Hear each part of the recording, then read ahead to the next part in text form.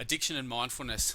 This is my personal story with addiction and mindfulness, and it began basically, or essentially, with me being a sensitive person and not finding peace or alignment in my daily life, and then noticing that I was relying on a substance really just to give me some peace and some alignment, or to seek relief. So, and what I went through was the usual process of admitting you have a problem and then going through changing my life in stages like that, which ended after that process, after the many steps, arriving at a space where mindfulness is the answer. Okay, where I just have that clarity right now, knowing that. And when, as I speak to people, I see that, and that's what I share, is that that is the way forward, or the way out of. If I'd come into it so much earlier, my growth would have been so much quicker. And this is why. With addiction, you're seeking relief from the present. Let me say that again.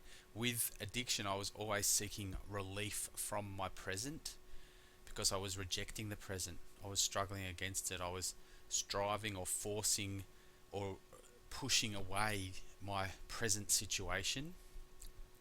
And with mindfulness, we learn to patiently accept our situation, patiently accept the present, which is a transformational understanding of the space we're in. So, when I was lost to addiction, I was just chasing relief, constantly chasing a way to get away from the present. Okay, so I'd almost go through my 9 to 5, my work, business slash life was a way just to get to the relief at the end of the day.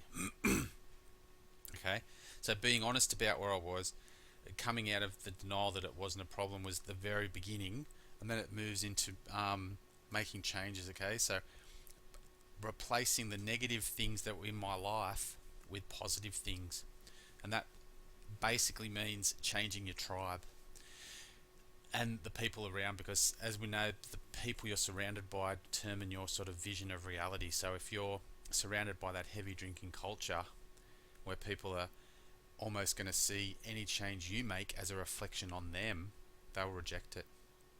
They'll actually say, hey, stop changing, come back over here, you're fine, you're fine. And I noticed I could literally see it with people saying that there was no like they would join in this big conspiracy of denial to say, no, you're fine, you're God, just gotta, watch yourself a bit more, what I mean? Things like that to minimize it. When I could see, like on the weekend, there'd be a sort of episode or an incident, and it would be just completely outrageous and unacceptable. But they'd minimize it and go, "Oh well, we all have our events or our days," and they'd minimize it to just so they wouldn't have to confront their own version of what they're doing. So it's fundamental that you change your tribe, which does mean breaking away, which follows with that loneliness and rejection, because you're suddenly admitting you have a problem, and we're led to believe that simply by putting your hand up and saying, hey, I've got a problem, I'm struggling, that will magnetically attract people to come out of the woodwork to help you, which is not true. The actual reality of that is when you put your hand up with a struggle, wave the struggle flag, people run away. They run for the hills. They go, oh my God, I'll come back when you've settled. And you're actually more alone than ever by showing that vulnerability. So be prepared for that too. But that's just another stage. And again, that urge or that pull of the tribe, they're saying, come back to the comfort zone, come back, come back. That pull is so strong. That's why we have relapses so often. We relapse early in recovery, or we go, yeah, I tried giving up, look, I can't do it, I'm going to try. And let's use that word moderation as though that's an option. So instead of saying, no, I'm going to keep going and keep forging ahead, you go back and try moderation for 6 months or 12 months, and again, nothing changes. So you have this sort of series of episodes and messes. So it's critical that you cut ties with things that aren't serving where you want to go. and that usually means friends. Doesn't mean you can't see your family ever again, or you've joined a cult or something like that, but it does mean you have to make some fundamental changes to the resistance and the and the struggle people who are still popping up. Because if you're going back and hanging around with a tribe who are still smoking, chances are you're able to just have one cigarette. I'll just have one. Just give me one. And then Tuesday morning, suddenly you're buying a pack. So the next thing is getting rid of the ritual part. And that was a big thing as well. Having the ritual of addiction is Friday afternoon. What does that mean? Bang.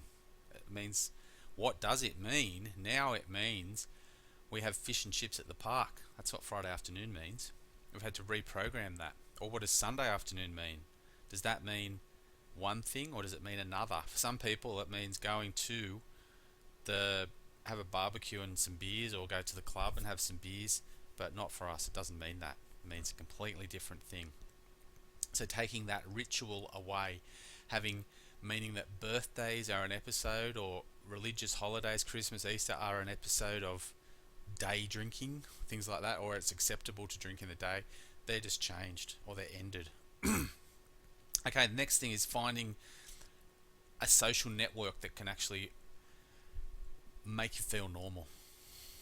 So you've created a new normal for yourself, and now you want people to say, actually, yeah, you are normal because I'm going through this as well, and that's what I found.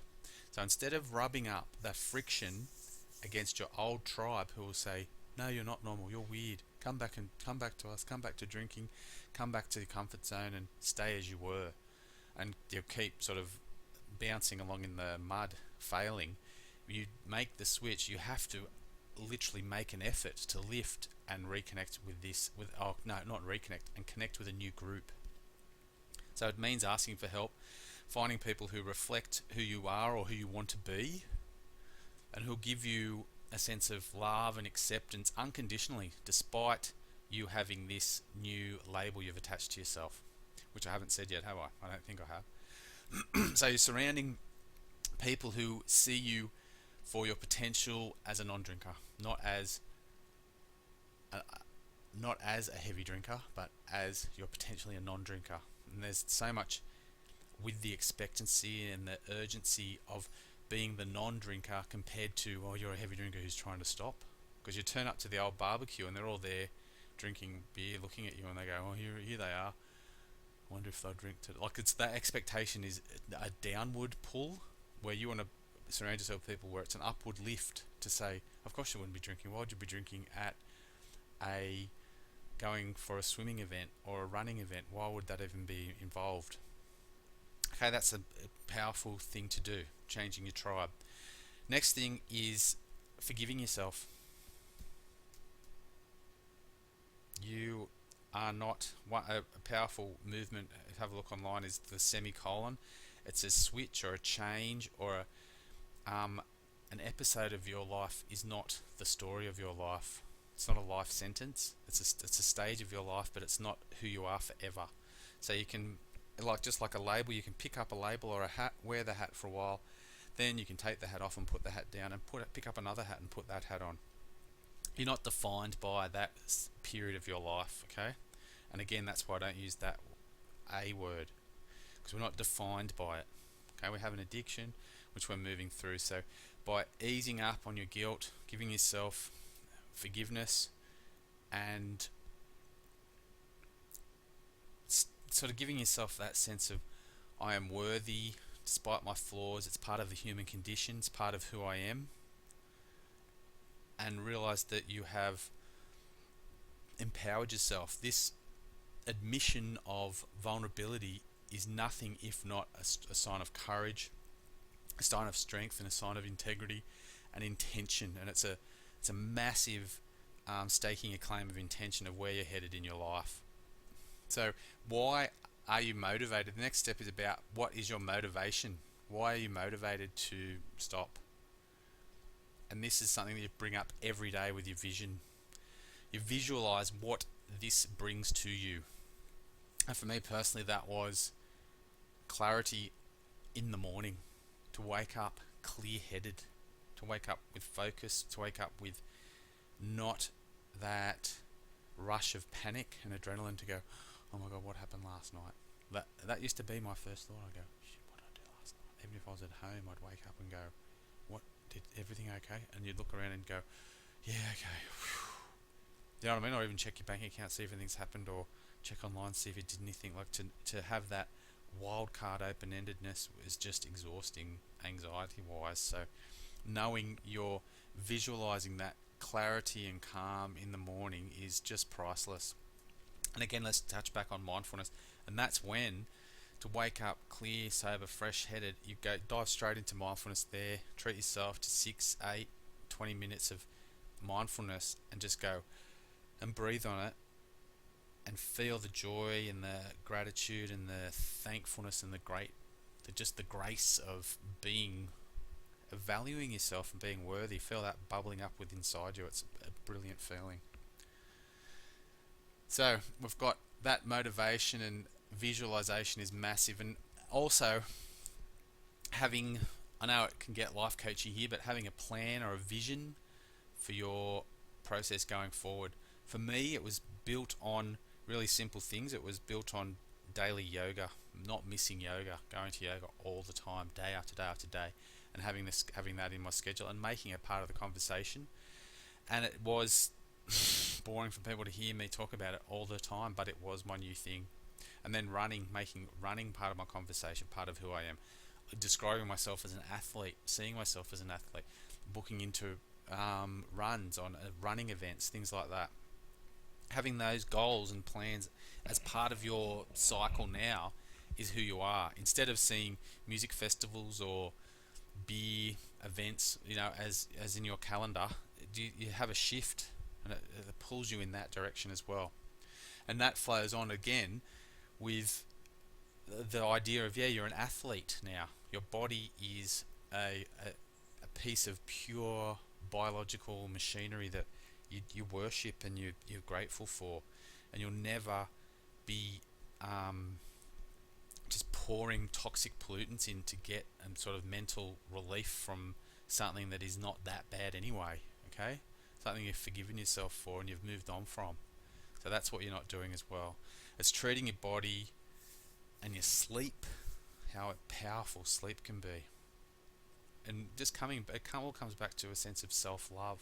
And again, that's a big theme in mindfulness.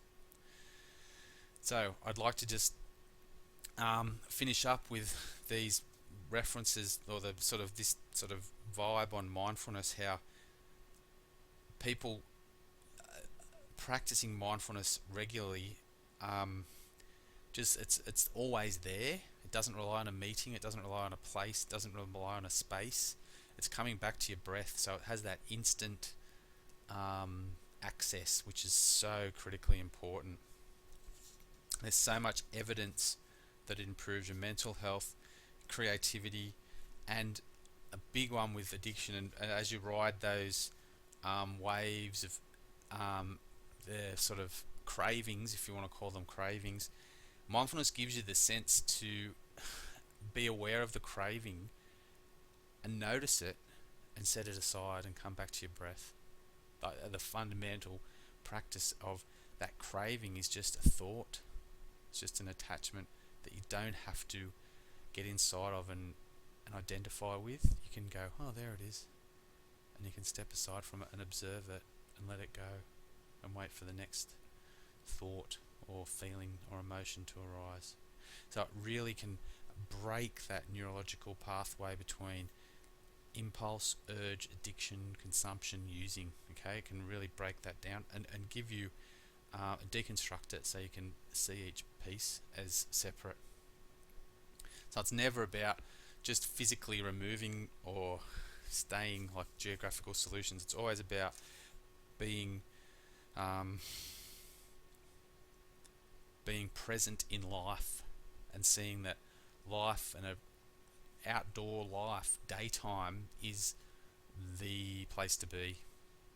Making that fundamental shift for me beyond mindfulness was the key thing of saying that when the light is out, I am out, and when it's dark, I'm sort of in bed. And a great final reference was the thing that after 8 p.m, nothing really good happens, even on TV. It's pretty much reading time or quiet time to go to bed. My name's Bren Murphy. You can find more of this at brenmurphy.net. Thank you for your time.